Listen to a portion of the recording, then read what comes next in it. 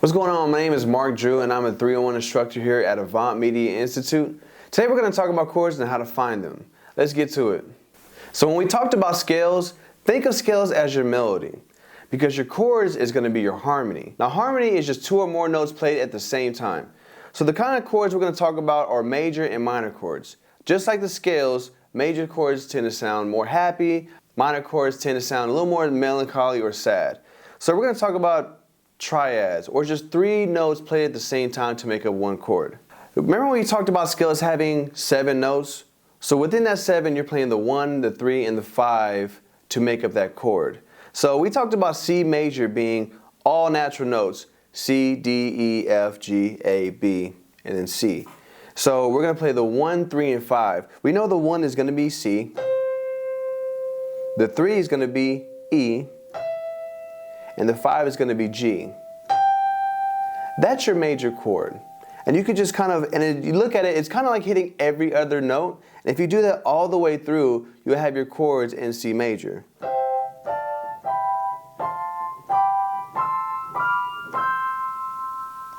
But let's look at how to find a major chord, because you may not always know the scale that you're playing in. But let's say you wanted to find a C major chord. There's a formula that works every single time. So if you start on the 1, take 4 half steps from the 1, you'll find your 3. 1, 2, 3, 4. From the 3rd, you're going to take 3 half steps to find the 5. 1, 2, 3. Again, C, E, and G make up the C major chord. Now, no matter where you start from, that's how you find your major chord. Let's find D major. We're starting on D. Remember, we have to take 4 half steps to find our 3. 1, 2, 3, 4. Takes us to F sharp.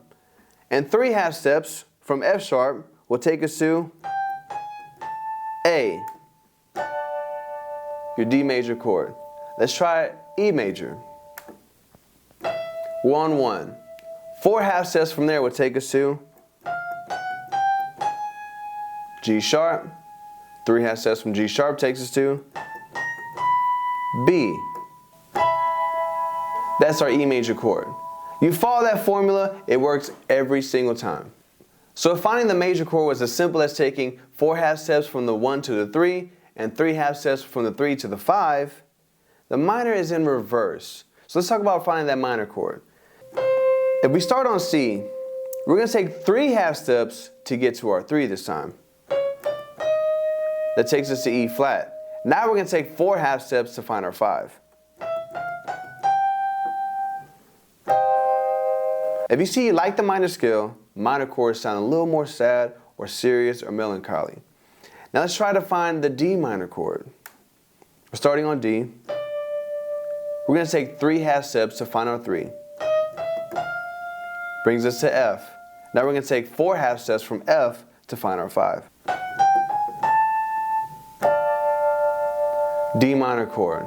These formulas work every time, no matter where you start from. So even if you don't know the scale, you'll always be able to find the chord.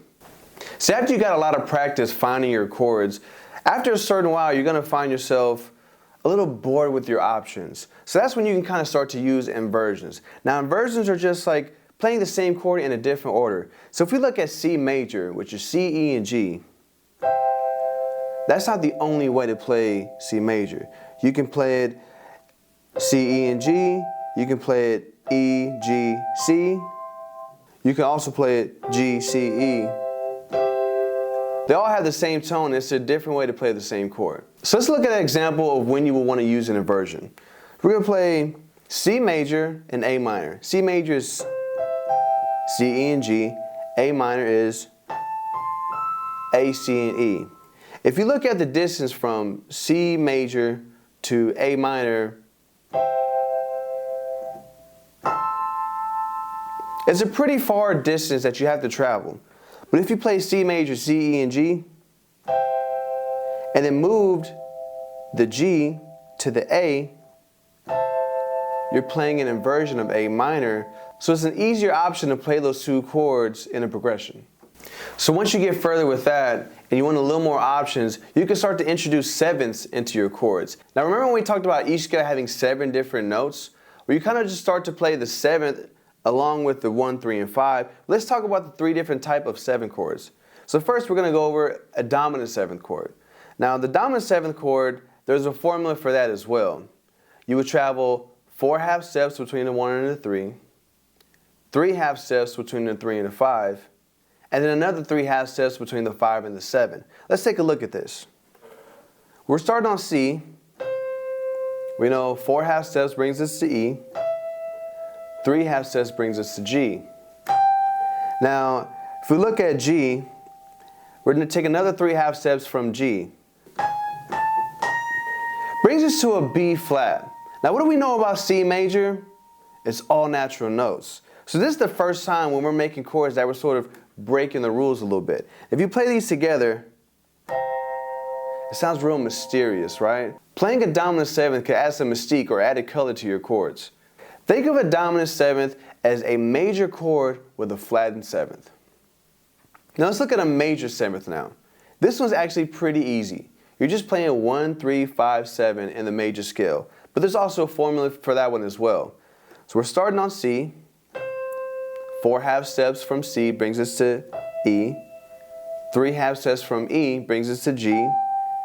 And then another 4 half steps would give us the major 7th, which brings us to B. So it's a way to widen up your chords a little bit. And the minor 7th is the exact same thing, except with the rules that we have for minor chords. We're going to have 3 half steps from the 1 to bring us to our 3, which is the E flat.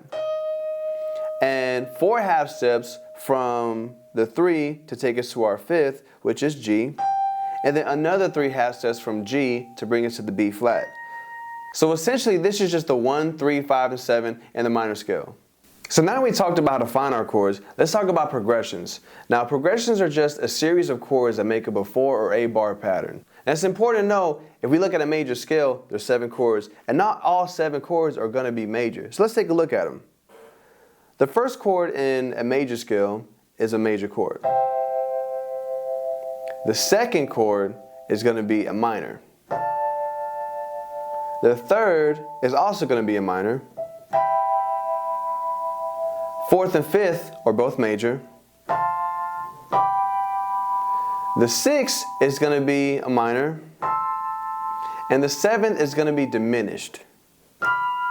Now in the diminished chord, there's a lot of tension. So you probably shouldn't lead your chords off with the diminished chord if you're just starting out. But it's a nice way to travel back to the root. So when you play A minor, B diminished, and C major, going back into C major, it sounds a lot more natural than if we just play the diminished by itself. It sounds like all 3 notes are fighting to be heard. So when we talked about the relative minor being the 6th in the major scale, you can kind of start finding the order of chords in the minor scale by kind of using that same concept. So the 6th note in C major was A minor. So that means the first chord in the minor scale, if we start in A minor, is obviously a minor chord. Remember, we're using the exact same chords, we're just using them in a different order. The second is going to be diminished. Third is going to be major. 4th and 5th are both minor. 6th and 7th are both major. So to recap, in the major scale, the order of chords are major, minor, minor, major, major, minor, diminished. Again, that's major, minor, minor, major, major, minor, diminished. And in the minor scale, the order of chords goes minor, diminished, major, minor, minor, major, major. One more time, that's minor, diminished, major, minor, minor, major, major. So if I'm in C major, and my progression is 1, 4, 6, 5. All that means is I'm playing the first chord, the 4th, the 6th, and the 5th. And we learned that the first chord is major, the 4th chord is major, the 6th is minor, and the 5th is major. So we look on C major, the first chord is going to be C major, the 4 is going to be F major, 6 is going to be A minor, and the 5th is going to be G major. Now this is a very popular progression in pop music, and different progressions are very popular in different genres. So while on the subject of genre-specific chords, it's important to know that certain genres are going to use certain chords more specifically than others.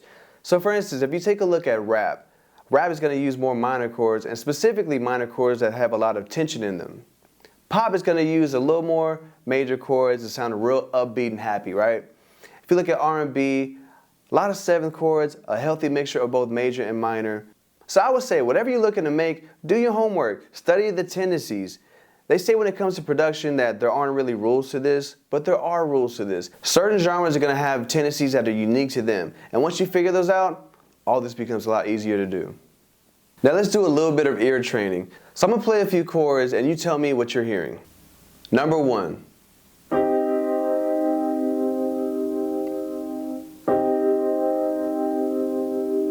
Go ahead and pause the video so you can come up with your answer.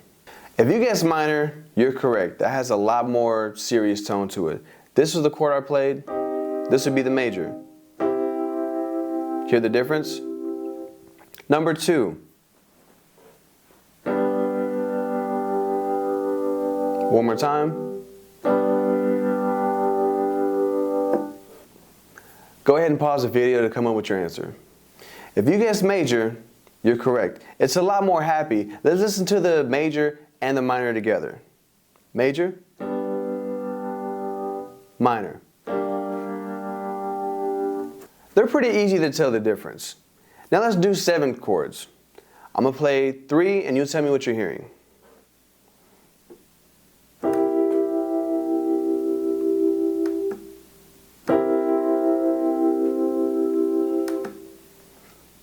Go ahead and pause the video to come up with your answer. If you guessed that this was a dominant seventh chord, then you're correct. It sounds a lot more mysterious, almost kind of sounds like a question mark, if you will. Number 2. One more time. Pause the video to come up with your answer.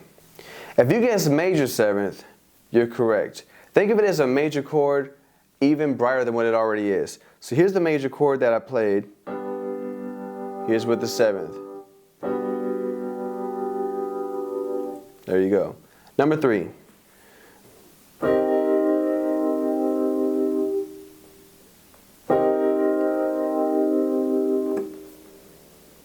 Now go ahead and pause the video to come up with your answer.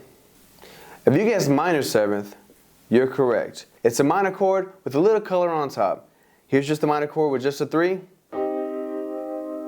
Here's with the added seventh. Now, once you get better with these, chords are a really cool way to add a little bit of added emotion to your production. Not only will it help you with your music production, even producing somebody vocally, where you're not having to guess to find the harmony. You already know what will work. If this video was helpful for you, go ahead and leave a comment below. Let us know what you like about it. Let us know what you'd like to see next. Be sure to like and subscribe. It's Mark Drew. Thanks for tuning in.